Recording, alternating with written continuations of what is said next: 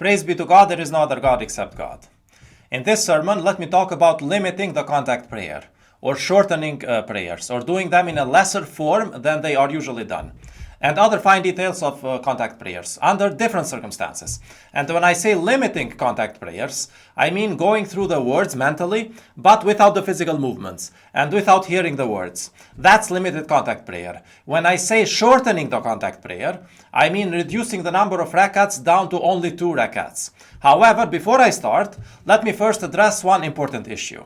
The way I and the other submitters believe how a contact prayer should be done is how Abraham did it, how Muhammad did it, and fortunately we have a video which shows how Rashad Khalifa did it. There is a full video which was titled Principles of Muslim Prayer by Rashad Khalifa, where he explains how the contact prayers should be done. And everything I say in here should not go and will not go against what Rashad Khalifa preached in that video.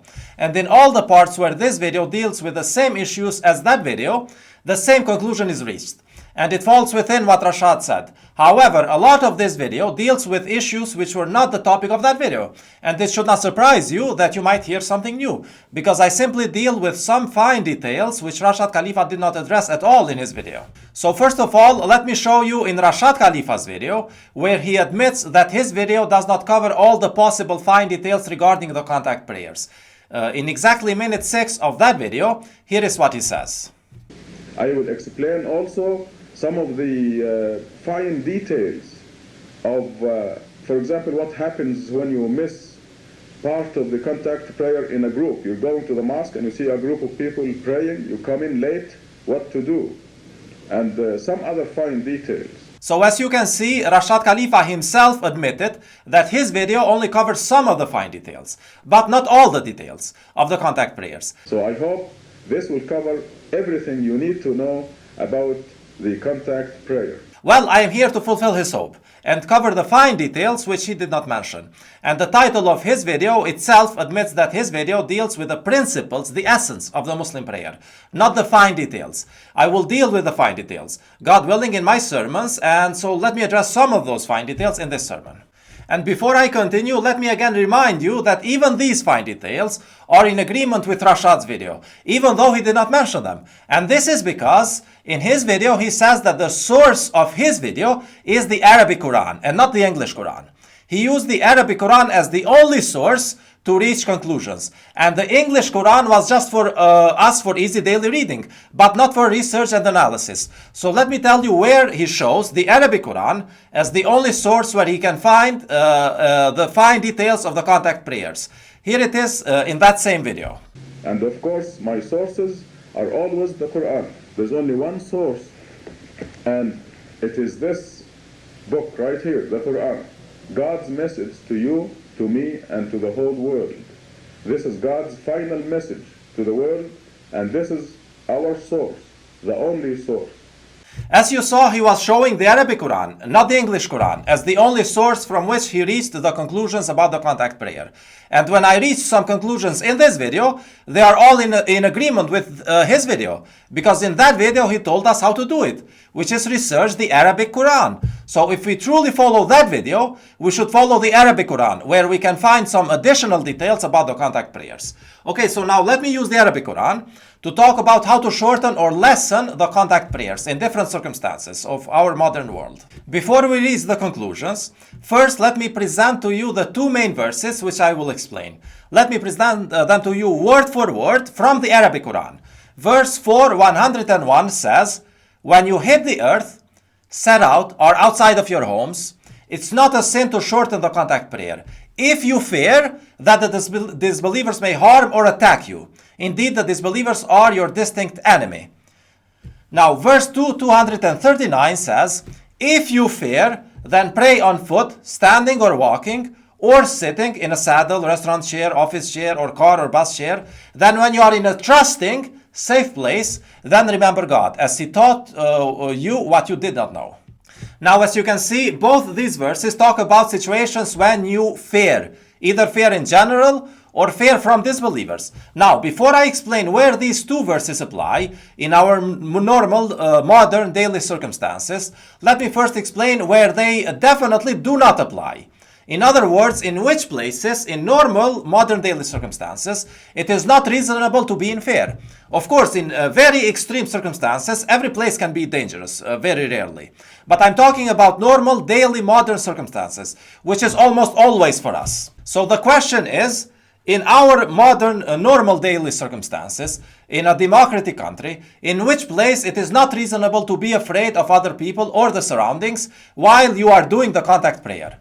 Well, one such place is your home. Verse 33:13 says that some people claimed that their homes are vulnerable when they were not vulnerable. So even during war, the homes were considered reasonably safe, which means that during peacetime, they are even safer. So according to verse 33:13, our own homes are considered a safe place. And this is also implied in verse 10:87, 15:82, and 27:18. Now, of course, if your house is not safe, you should not sleep there at all. I mean, if you don't feel safe in a surrounding, you would not be able to fall asleep there. True fear doesn't let you sleep. And this realization actually can help us answer the question of whether it is reasonably safe to do the contact prayer in a certain place. Because at both times, when you are asleep or you are doing the contact prayer, you become unaware of your surroundings. You become unaware of what's going on behind you or around you. So the same principle should apply to the contact prayers and sleeping regarding safety. So if you want to know whether you are required to do the contact prayer in a certain place, all you have to do is ask yourself, if I felt sleepy right here in this place, right now, would I lie down and sleep right here, right now? If the answer is no, then it is also no for the contact prayers. If you would not be willing to take a nap in that place, right there and then, it is also not a safe place to do the contact prayer, right there and then. For example, would you sleep on the sidewalk of a road? I wouldn't. Therefore, I also consider myself rightfully excused not to do the contact prayer there fully. Now, verse 24:61 in Arabic also tells us that we may feel comfortable in houses of family members, close relatives, and submitter friends. And first, you have to feel safe, and then you can feel comfortable. So it is also safe to do the contact prayers in the homes of family members, close relatives, and submitter friends. The third case, where fearing others or the surroundings does not apply, is the permissible masjids. In my video titled Places of Worship, you can see where, here in point 3, that the believers should enter the masjid while not fearing others beside God. This means that the permissible masjid should also be considered a safe space to do the contact prayers. So according to the Quran, our homes, the homes of our families, close relatives, and submitter friends, and the permissible masjids are all considered safe spaces for the contact prayer, and we should do the contact prayers in them fully, with the actual physical bowings and prostrations and so on. But there is an exception to this, the noon contact prayer on Friday at the masjid, where we have to shorten the prayer to 2 rakats, but there is another reason for that. So now let me talk about that, the circumstances in which the shortening of the prayer applies. Let's read verse 4:101 again. It says, when you hit the earth, set out, or outside of your homes, it's not a sin to shorten the contact prayer, if you fear that the disbelievers may harm or attack you. Indeed, the disbelievers are your distinct enemy. Now, as you may notice, this verse applies to cases where believers and disbelievers are organized in clearly distinct groups, distinct locations. It says distinct enemies in Arabic. And it is possible from the verses after this to realize that it is talking about situations where the believers are organized in a distinct location while the disbelievers are in another distinct group, which automatically makes them dangerous because according to verse 9:8 and many other verses, we know that the disbelievers would definitely attack us if the groups were clearly distinct. They don't attack us now as a group because we are mixed with them in the same towns. We share the same towns and cities with them, and they misbehave towards us individually a little bit every day, which is why they don't see a reason to attack us as a group. But if we gather all the believers in one town and leave the disbelievers in another town, they would definitely attack us. For example, this happened during Muhammad's time, when they gathered in Medina, and it will happen again during the Mahdi's time, and it happened during the time of Moses and David and Solomon. But today it does not apply, except in 2 cases. The first case is when the believers gather for the noon prayer on Friday in a mosque which they built, or in a definitely agreed with consensus rented place for the Friday prayers. In which case, all the believers of that location are obliged to observe the Friday prayer there together. This means that all the believers in that location are in that mosque at that time, and whomever among the healthy grown-up people from that location is not in that mosque, then they are definitely disbelievers at that moment. So in that case, during the Friday prayer, believers and disbelievers are two distinct groups, and therefore there is reasonable fear of an attack from them, and therefore verse 4:101 applies, which means that in that case, the prayer should be shortened to 2 rakats. And this is why the Friday noon prayer has only 2 rakats, when it is done in a mosque built by submitters, or in a rented place which was agreed with consensus. Otherwise, 4 rakats are obligatory if you have to do the Friday noon prayer in your home, because then the believers are spread, and there are no 2 distinct groups anymore. However, in the other general cases regarding all the other prayers, the existence of democratic governments as neutral authorities has eliminated the risk of sudden general attack from disbelieving armies. But it still has not eliminated the risk of individual harm from disbelievers. And it is reasonable to fear individual harm from disbelievers if you see them carrying some kind of hot or cold weapon, or in cases if you are a woman, even an unarmed man is a risk when you do the contact prayer in a public place. So men in very dangerous neighborhoods and women in public in general may choose to shorten the prayer to 2 rakats. And this is in combination with lessening the prayer. And let me remind you again that lessening the prayer means not doing it physically and not with a loud voice, but simply going through the words mentally, in whatever position you are, either sitting in a chair or a bench, or the car chair, or standing at a bus station, or walking in the street, and so on. And the verse which talks about lessening the prayer is actually even more important in today's civilized circumstances, because as you will see, the lessening of prayers applies anytime when you are in a civilized public space, spaces which have been impacted by humans. So now first let me remind you again what verse 239 says. It says, if you fear to do the contact prayer, then pray on foot, standing or walking, or sitting in a saddle, restaurant chair, office chair, or car chair, or bus chair. Then when you are in a trusting, safe place, then remember God, as He taught you what you did not know. Now again, the key word in which I am trying to explain here is the word fear. In the Quran, this word has many meanings, and it includes all kinds of fears, concerns or worries or alertness or things like that. And the word in Arabic is khafa. And let me tell you how Rashad Khalifa translated this exact word in other verses of the Quran. He translated it as concern, sense of oppression, fear of harming others, fear of kidnap, fear as a minority group, fear of suspicious strangers, worry of loss, worry, fear of dangerous animals or dangerous tools, fear from authorities, fear of unexpected change of situation, fear of unfair treatment, consciousness or alertness, fear of disbelief of others, fear of being murdered, fear of persecution, fear about children's safety, and fear of embarrassment. Now let me show you some examples how these types of fear apply to our modern daily circumstances. For example, concern. If you start doing the prayer in a parking lot, you might be concerned that another car might drive and want to park there, or not see you while you are prostrating, or maybe look at you suspiciously. Sense of oppression. One example of that is if you are in someone else's private business, you don't feel like you have the right to do anything you want, because it is ultimately their property, and they have the right to decide what happens there. Fear of harming others. For example, if you are in a bicycle path and you start doing the prayer, someone might run into you and you both can get hurt. Fear of kidnap. For example, especially if you are a woman, in a highway or a park, when you prostrate, someone can approach you and see you as an easy target for kidnapping.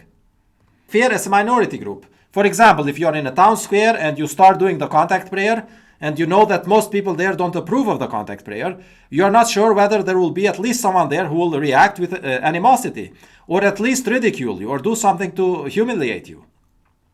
Fear of suspicious strangers. Again, if you do the contact prayers in an urban park or in a parking lot, you never know what strangers will gather there after they see you prostrating. Worry of loss. For example, if you are in a park while you are prostrating, someone might steal your purse or your wallet. Worry, general worry. And this applies in all cases of civilized public spaces, since all the areas are designed for something.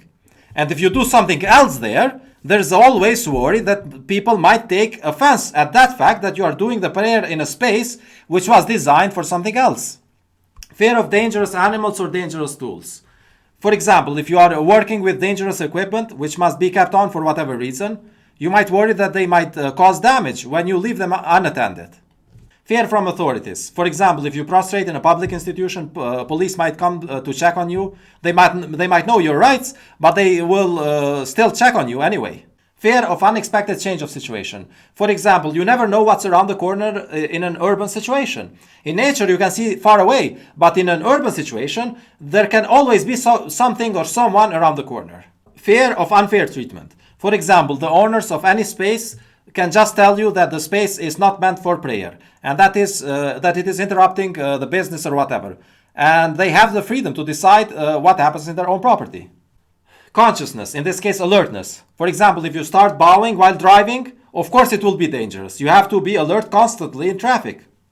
Fear of disbelief of others. For example, if you start doing the prayer in a restaurant, they will not believe that you are doing what you are doing and approach you and talk to you to see if you are okay, which then would be uncomfortable for you if you don't respond. Fear of being murdered. For example, if you start to bow down and prostrate in someone else's private land, they might consider it trespassing, or thinking that a thief has entered, and they might get a gun and shoot you, maybe on purpose because you are a believer, and they can justify by saying that they thought that you are a thief. Fear of persecution. For example, this can happen anywhere where disbelievers roam around close by. Fear of children's safety. For example, if you start doing the full contact prayer in a bus station, while you prostrate, you might be worried that your child will move to an unsafe place and be run over by a bus or fall in a railway. Fear of embarrassment. For example, if you start the contact prayer somewhere in your school or university, it is very likely that someone will see you and then be rude to you and act very surprised and call the others and tell them what's going on. And they might even laugh, which might put you in an embarrassing situation.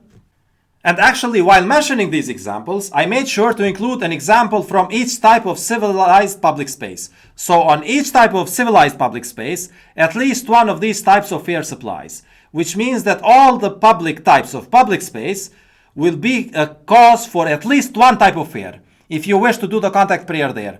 And this means that verse 239, which tells us to limit the prayers, applies in all civilized public spaces. And actually not only with one type of fear, but with many types of fear. So let me show you a full list of how each type of fear applies to each type of public space in cases when we want to do the contact prayer there. The red squares are the examples which I already mentioned, but the yellow ones are also cases you yourself could very easily imagine. For example, you can see that concern, as a Quranic type of fear, applies in all civilized public spaces, like in a road, someone else's private land, urban parks, town squares, parking lots, public institutions, restaurants, other types of private businesses, schools, and your own work environment at your job. In any of these places, if you start doing the contact prayers, there would always be some type of concern. So the conclusion is that the verse which tells us to limit the prayers applies in all cases of modern world, except your home, the homes of your family members, the homes of your close relatives, the homes of your submitter friends, the proper masjids, and the far away definite wilderness, because civilization has not reached the wilderness yet. In all the other cases, you are required to do the contact prayer in a limited version, which is mentally without physical movement and without a loud voice, simply sitting or standing or while walking. And actually, this verse in the Arabic does not just give us the option to do it mentally, but it actually orders us to do it like that. In the Arabic, it says, do it while standing, walking, or sitting. It does not say you may do it. It says do it. And this is because the contact prayers are meant to show your reverence or your fear for God alone. And if you do it while fearing others, then it's not God alone. In that case, you would be showing your reverence or your fear towards God and someone else. So unless you can do the prayer while fearing only God, it is obligatory to limit it in such a way that when you do it, you are fearing God alone. By the way, you might be thinking that all those civilized public spaces seem like a lot. It seems like an exception for most of the cases in our life. Well, yes, today, that's the majority of the places, but not the majority of the time. Those limited prayers will still be a very small proportion of your weekly prayers, because the majority of the prayers fall outside of your daily routine. Let me show you what I mean with an example of a weekly prayer schedule. Here you can see a weekly calendar of the prayers in a typical modern situation. When I say typical, I mean someone who wakes up in the morning, does the dawn prayer, then goes to work, then he stays at work until about, let's say, 4 or 5 o'clock, and then comes back home and maybe does some activities during weekends and things like that. A typical life of a submitter. And the green squares here represent the cases where a typical person today would do the contact prayers fully. And the yellow squares represent the cases where it might usually happen for that person to do the contact prayer in a limited version. And as you can see, the vast majority of cases are green, which means that the believer will do the vast majority of his prayers fully. And the fact that a few cases are yellow is not a problem, because prayers are the meals for our souls. And limited prayers are like snacks, which you eat on the road, while the full contact prayers are like proper meals. Now, if we eat snacks only about 10% of the time today, that shouldn't be a problem. We could still be healthy. And there is no reason to be concerned about this, because God was aware of this situation, and He has clearly mentioned this situation in the Quran. What we need to worry about, really, is not to miss prayers without excuses when we are at home. When we are believers, we will never miss a prayer because we are watching a movie. We can pause the movie. We should never miss a prayer because we are talking on social media. Social media can wait. We should never miss a prayer because we ate too much and now we are sleepy. These are inexcusable cases. But regarding prayer outside of our homes and outside the mosque, God has given us full permission and actually an order to do them in the limited version.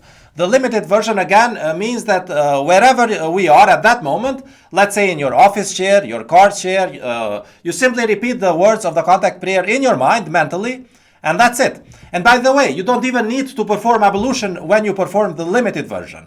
God does not mention the word salat in that verse. The verse simply says on foot or sitting, but it does not call it salat. And because it is not technically salat, there's no need for ablution. The limited prayer is a substitution for salat in that case, but it's not salat. And the most important thing is to remember God, because verse 20:14 says that the main purpose of the contact prayer is to remember God. And if you do remember God in the limited version of the contact prayer, you are fulfilling the main purpose. By the way, after you are hired in a new job, for example, if you wish, you may discuss with your manager whether there is a suitable place where you can do the contact prayer fully. And if he finds you a suitable place, you can do the full contact prayer there. But if not, just go on with the limited version and God will understand. Also, one more thing. If you are with other submitters in a case where the limited prayer applies, you can coordinate with them. For example, if you are in a bus or train together, you just tell the other submitter that you are going to do the prayer mentally, and then he or she will watch for you. And if the conductor comes for the ticket or something like that, the other submitter will interact with him and do things on your behalf. And then his turn comes to do the prayer mentally while you watch for him, just in case you need to respond to someone on his behalf. Or if you're a passenger in a car with another submitter who is driving the car, you just tell him or her that you will do the prayer mentally while he or she will still keep driving. And then when you are done, he or she can stop the car on the side of the road somewhere safe and do the prayer mentally while you watch for him or her. Or if the road is easy to drive, he or she might not even need to stop the car. If you are a female submitter alone, without a male submitter with you, feel free to both shorten and limit the contact prayer. So you only do 2 rakats mentally, and that's it. If you are a male in a dangerous neighborhood with weapons and you have no weapon, you may also both shorten and limit the contact prayer. But again, at home, full contact prayers. In the permissible mosques, full contact prayers.